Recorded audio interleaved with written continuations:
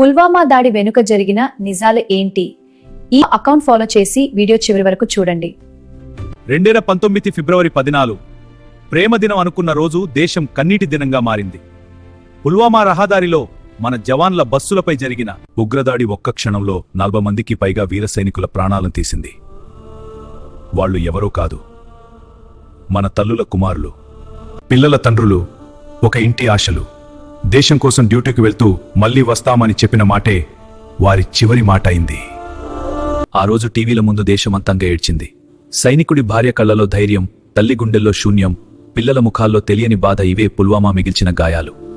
కాని మన వీరులు మరణించలేదు, కోట్ల హృదయాల్లో అమరులయ్యారు. వారి త్యాగమే మన స్వేచ్ఛకు కవచం. ఈ దేశం ఉన్నంత వరకు పుల్వామా వీరుల పేర్లు చిరకాలం వెలుగుతూనే ఉంటాయి. ఈ వీడియో చూసిన ప్రతి భారతీయుడు మన అమరవీరుల త్యాగానికి గౌరవంగా లైక్ చేయండి. కామెంట్స్లో గర్వంగా జై హింద్ అని రాయండి.